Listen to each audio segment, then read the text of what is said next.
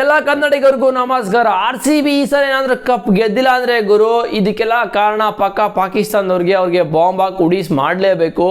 ಈ ಒಂದು season RCB next level ತರ ಆಡ್ತಾ ಇದ್ದಾರೆ. ಬಟ್ ಇದಕ್ಕೆ ಬ್ರೇಕ್ ಹಾಕಿದ್ದು ಪಾಕಿಸ್ತಾನದವರು. ಇದನ್ನ ತಿಕ್ಕಿ ಇರುವೆ ಬಿಟ್ಕೊಂಡು ಒಡ್ಸ್ಕೊಂಡು ಅಂತಲ್ಲ, ಹಂಗೆ ಆಯ್ತು ಪಾಕಿಸ್ತಾನದವ್ರ ಕತೆ. ಬಟ್ RCB ಈ ಒಂದು ಸೀಸನ್ ನೆಕ್ಸ್ಟ್ ಲೆವೆಲ್ ಆಡ್ತಾ ಇದ್ರು.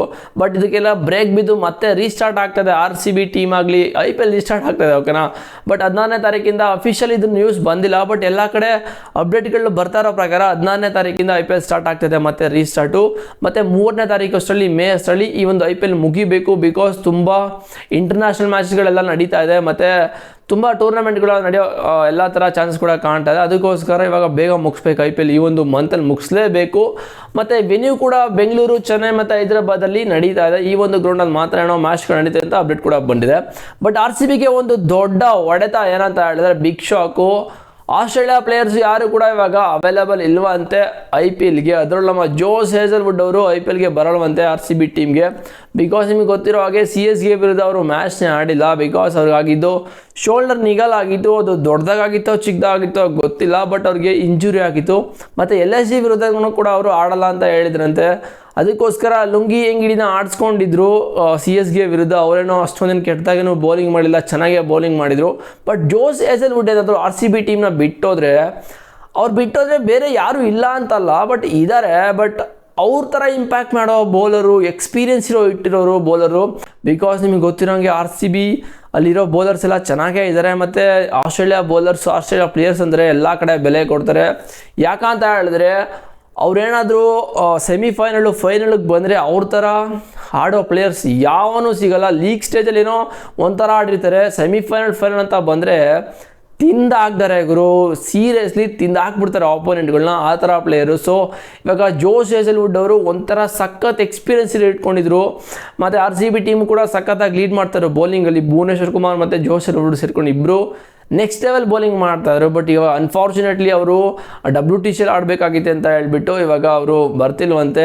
ಅವ್ರ ಕಂಟ್ರಿಗೆ ಸಖತ್ ಅವರು ಇಂಪಾರ್ಟೆನ್ಸ್ ಆಗಿ ನೋಡ್ತಾರೆ. ಬಿಕಾಸ್ ನಿಮಗೆ ಆಸ್ಟ್ರೇಲಿಯಾ ಪ್ಲೇಯರ್ಸ್ ಎಲ್ಲ ಸಖತ್ತು ಅವರು ಕಂಟ್ರಿಗೆ ಡೆಡಿಕೇಟ್ ಮಾಡ್ತಾರೆ ಅಂತ ಹೇಳ್ಬೋದು ಅವ್ರ ಲೈಫ್ನ. ಬಿಕಾಸ್ ಅವ್ರು ಆಪರ್ಚುನಿಟಿ ಕೊಟ್ಟಿರ್ತಾರೆ, ಎಲ್ಲ ಕಡೆ ಹೋಗಿ ಹಾಡಿ ಮತ್ತು ಎಲ್ಲ ಎಕ್ಸ್ಪೀರಿಯೆನ್ಸ್ ಮಾಡಿ ಎಷ್ಟಾಗುತ್ತೋ ಅಷ್ಟು ಅರ್ನ್ ಮಾಡಿ ಅಂತ ಎಲ್ಲ ಕೂಡ ಕಳಿಸಿರ್ತಾರೆ. ಬಟ್ ಅವ್ರು ಹೇಳೋ ರೂಲ್ಸ್ನ ಇವರು ಫಾಲೋ ಮಾಡಲೇಬೇಕು.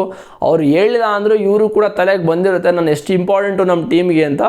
ಅದಕ್ಕೋಸ್ಕರ ಇವಾಗ ಜೋಸ್ ಹೇಜಲ್ವುಡ್ ಏನೋ ಬರಲ್ವಂತೆ RCB ಟೀಮ್ಗೆ. ಮತ್ತು ಅವ್ರಿಗೆ ಶೋಲ್ಡರ್ ಇಂಜುರಿ ಆಗಿರೋದ್ರಿಂದ ಮತ್ತು ಅವ್ರಿಗೆ ರೆಸ್ಟ್ ಬೇಕು, ರಿಕವರಿ ಮಾಡ್ಕೊಂಡು ನಾನು WTCL ಆಡಬೇಕು ಅಂತೇಳಿ ಏನೋ ಬರ್ತಿಲ್ವಂತೆ. ಜೋಸ್ ಹೇಜಲ್ವುಡ್ ಒಬ್ಬರೇ ಅಲ್ಲ, ಸ್ಟಾರ್ಕು, ಟ್ರಾವಿಸ್ ಹೆಡ್ ಯಾರೆಲ್ಲ ಆಸ್ಟ್ರೇಲಿಯಾ ಪ್ಲೇಯರ್ಸ್ ಇದ್ದಾರೆ WTCLಗೆ ಯಾರೆಲ್ಲ ಸ್ಕ್ವಾಡಲ್ಲಿದ್ದಾರೆ ಅವ್ರದ್ದು ಕಂಟ್ರಿ ಏನೇನೋ ಸ್ಕ್ವಾಡ್ ಮಾಡ್ಕೊಂಡಿರ್ತಾರೆ. ಅವ್ರಿಗೆ ಆಲ್ರೆಡಿ ಇನ್ಫಾರ್ಮೇಷನ್ನ ಕೊಟ್ಟಿರ್ತಾರೆ ನೀವು ಟೀಮಲ್ಲಿ ಇದ್ದೀರಾ ಅಂತ. ಸೊ ಅವರು ಇವಾಗ ಯಾರು ಅವೈಲೇಬಲ್ ಇಲ್ವಂತೆ ಅಂತ ಹೇಳ್ತಾ ಇದ್ದಾರೆ. ಬಟ್ ಜೋಸ್ ಹೇಜಲ್ವುಡ್ ಇದ್ದಿದೆ ಚೆನ್ನಾಗಿರ್ತಾ ಇತ್ತು. ನಿಮ್ಗೆ ಕೇಳ್ಬೋದು ಜೋಸ್ ಹೇಜಲ್ವುಡ್ ಇಲ್ಲ ಅಂತ ಹೇಳಿದ್ರೆ ಏನು ಆಡೋಕ್ಕಾಗಲ್ಲ RCB ಟೀಮಲ್ಲಿ, ಯಾರೋ ಬೌಲರ್ಸೇ ಇಲ್ವಾ ಅಂತ. ಬಟ್ ಇದ್ದಾರೆ ಗುರು. ಬಟ್ ಏನಾಗೋದು ಗೊತ್ತಾ, ಇವಾಗ ಲೀಗ್ ಸ್ಟೇಜಲ್ಲಿ ಸಖತ್ತಾಗಿ ಬೌಲಿಂಗ್ ಮಾಡಿದ್ರು ಓಕೆನಾ ಜೋಸ್ ಹೇಜಲ್ವುಡ್ ಅವರು ಏನಾದರೂ ಲೀಗ್ ಸ್ಟೇಜಲ್ಲಿ ಕೆಟ್ಟದಾಗೆಲ್ಲ ಬೌಲಿಂಗ್ ಮಾಡಿ ಚೆನ್ನಾಗಿ ಹೊಡ್ಸ್ಕೊಂಡಿದ್ರೆ ಅವಾಗ ಒಂಥರ ಕಳಿಸ್ಬಿಟ್ಟಿದ್ರೆ ಚೆನ್ನಾಗಿರ್ತಾ ಇತ್ತು. ಅವರು ಲೀಗ್ ಸ್ಟೇಜಲ್ಲಿ ಅವರು ಎಲ್ಲ ಸೀಸನ್ ಕೂಡ ಚೆನ್ನಾಗೇ ಮಾಡ್ತಾರೆ. 1-2 ಗೇಮ್ ಏನಾದರೂ ವರ್ಷಾದ್ರೆ ಏನೂ ಮಾಡೋಕ್ಕಾಗಲ್ಲ. ಬಟ್ ಅವ್ರು ಎಷ್ಟು ಇಂಪಾರ್ಟೆಂಟ್ ಅಂತ ಹೇಳಿದ್ರೆ ಇವಾಗ ಲೀಗ್ ಸ್ಟೇಜಸ್ ಎಲ್ಲ ಚೆನ್ನಾಗಿ ಮಾಡಿದ್ದಾರೆ ಓಕೆನಾ.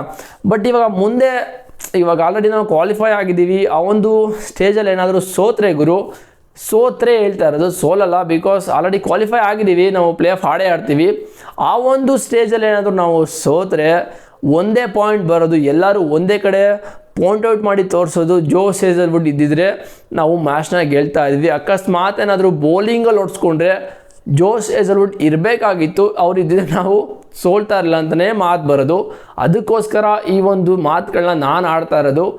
ಅವ್ರು ಎಷ್ಟು ಇಂಪಾರ್ಟೆಂಟ್ ಅಂದರೆ ಸಖತ್ ಇಂಪಾರ್ಟೆಂಟು ಟೀಮ್ಗೆ.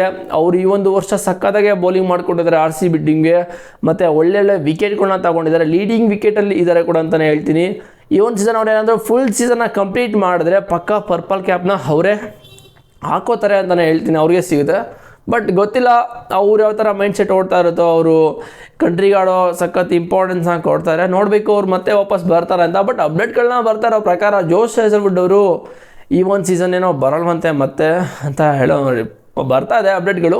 ನೋಡೋದ ಏನಾಗುತ್ತೆ ಅಂತ. ನಿಮ್ಗೆ ಇದೇ ಥರ ಮೋರ್ ಅಪ್ಡೇಟ್ ಬೇಕು ಅಂತ ಹೇಳಿದ್ರೆ ಡಿಸ್ಕ್ರಿಪ್ಷನಲ್ಲಿ ಟೆಲಿಗ್ರಾಮ್ ಲಿಂಕ್ ಇದೆ ಗಾಯ್ಸ್, ಹೋಗಿ ಜಾಯ್ನ್ ಆಗಿ. ನಿಮಗೆ ಪ್ರತಿಯೊಂದು ಅಪ್ಡೇಟ್ ಕೂಡ ಸಿಗ್ತಾ ಇರುತ್ತೆ. ಬಟ್ ಜೋಸ್ ಹೇಸಲ್ವುಡ್ಡು ನನಗೆ ಗೊತ್ತಿರೋ ಪ್ರಕಾರ ಸಖತ್ತು ಇಂಪಾರ್ಟೆಂಟ್ ಪ್ಲೇಯರು RCBಗೆ. ಅವರಿದ್ದರೆ ಏನಾದರೂ ಒಂದು ಟರ್ನ್ ಆಗೇ ಆಗುತ್ತೆ ಅಂತ ನಾನು ಹೇಳ್ತೀನಿ. ನಿಮ್ಮ ಪ್ರಕಾರ ಏನು ಅನಿಸುತ್ತೆ ಅಂತ ಕಾಮೆಂಟ್ ಮಾಡಿ. ಆಗಿದೆ ನೆಕ್ಸ್ಟ್ ವಿಡಿಯೋದಲ್ಲಿ ಸಿಗ್ತೀನಿ. See you boys.